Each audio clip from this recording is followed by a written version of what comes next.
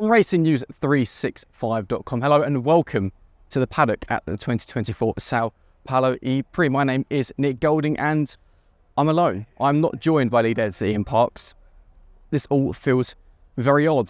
Anyways, we are here in Sao Paulo for Formula E, and I believe we're going to have to start calling this segment, who knows, Nick's Notepad. I think that's an appropriate name. Today, at the time of recording this, is Friday. We've just had free practice one. It's been a fascinating day. Formula E has been away for 7 weeks now, actually, following the cancellation of the Hyderabad E-Prix. So it almost feels like the start of the season again, in a way. And it kind of feels like that, actually. That's what the drivers seem to think. It's been excruciatingly hot.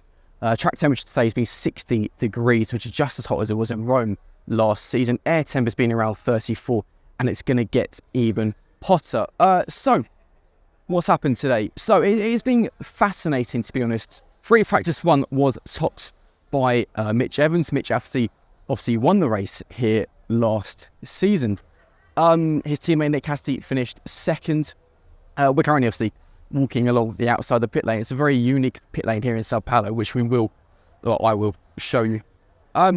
But yeah, so Jaguar top, Nick Cassidy in second. I quite literally have my notebook. P3 was a surprise. P3 went to Eduardo Mortara, who has had a bit of a difficult start to the season, but Mahindra seemed to have some pace potentially.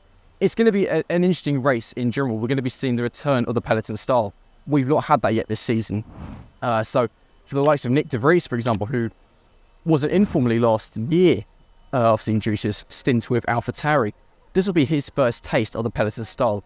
So he's set for, I think, quite a challenging weekend. This is quite cool. So being the Brazilian race, we've got two Brazilian drivers, Lucas de Grassi and Sergio Seta Camara.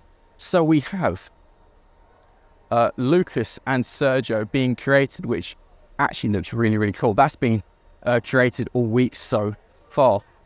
Even now, the time here locally, it's almost 6 p.m. and it's still about 31 degrees. It's melting. It is so hot. It's going to get hotter as the weekend goes on. Potentially tomorrow, even thunderstorms are due. So, for a bit of an idea of what the paddock is like here with Formula E, very different to F1. If I look at you backwards, this is the outside of one half. The paddock here has two halves because it is, as I mentioned, a bit of an odd one. Let's just work our way onto the grid. Through and below. Right, anyway, so it's very busy now. Everyone's starting to go home. Right then, here we go. Lots of people. Don't know how Ted does this. Right. Go through, excuse me, thank you very much. Okay, so here we go. This is one of the most unique pit lanes in Formula E because it's literally, you have half of the garages on one side and half on the other. So it's really unique in a way. So you've then got, the paddock area is kind of behind each half. Yeah, so it's unique. Behind me is Envision, and where are they in my notes? Anyway, disappointing day for them really. Sebastian Buemi P12, Robin Friends in P16. Had a really good chat with Robin this afternoon. Spoke about what's going on with him at the moment. Obviously, he's one of the 7 drivers who have clashes in a month with the Berlin E-Prix. Now, for those who are unaware, the Berlin E-Prix is clashing with the 6 hours of Spa.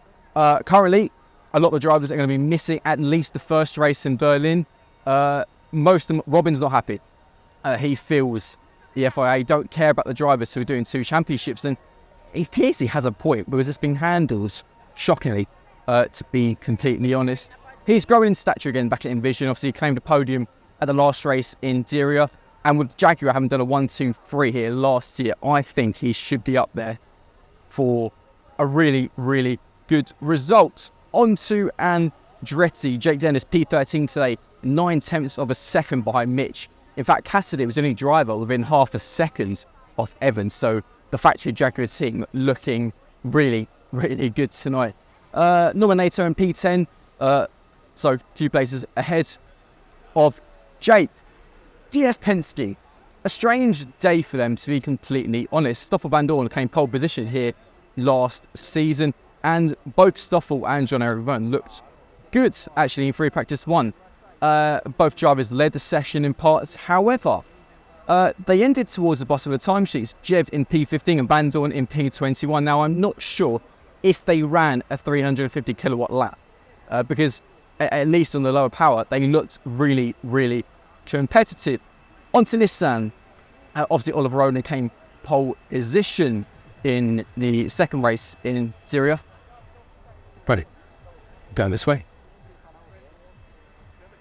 Nissan today, Oliver Rowland creating Sasha Fenestraz in 22nd. Quite a disappointing day for him, to be completely honest. McLaren, now for me, they are the real dark horses of this race. Their efficiency last season was shocking. In Diriyah, oh, hello, going well. In Diriyah, they actually had the best efficiency, and that caught a lot of teams by surprise, quite frankly. This track in Sao Paulo is very fast, 3 really long straights. It's going to be all about efficiency. If they are efficient here, then I think they are dark horses. Maybe not for the title, but at least for potentially a few race wins this season. I think, whilst both drivers didn't have an excellent FP1, I think they're a team to watch here in the race. Same with Nissan. It's the same powertrain between both teams.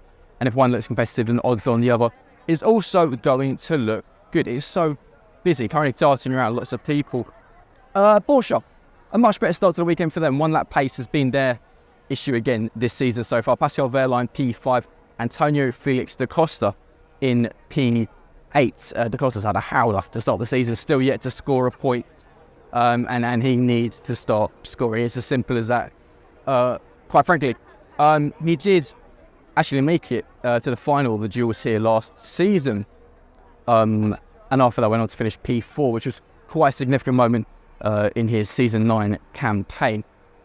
I think he probably will score points here this weekend. If he does, then that could be the real kickstart he needs for his season. Now for Porsche, which will be really important because it was actually announced this morning here in Brazil that Formula will now have a manufacturer's trophy. So effectively the top 2 cars from each manufacturer, their points will be added to a manufacturer's trophy.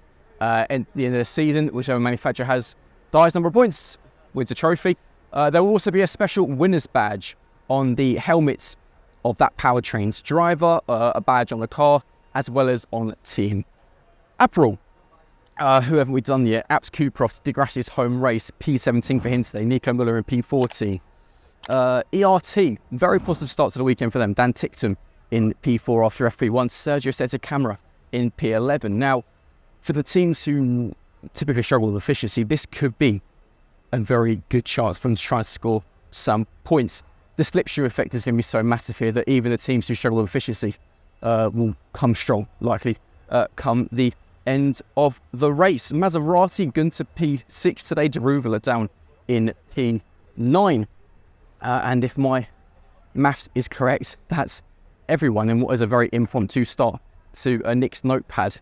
It's been, like I said, a very interesting day here in Brazil, and there's a sense amongst everyone that tomorrow, or race day, so if you're seeing this on Saturday then later on, is going to be a crazy race. That's kind of the general consensus.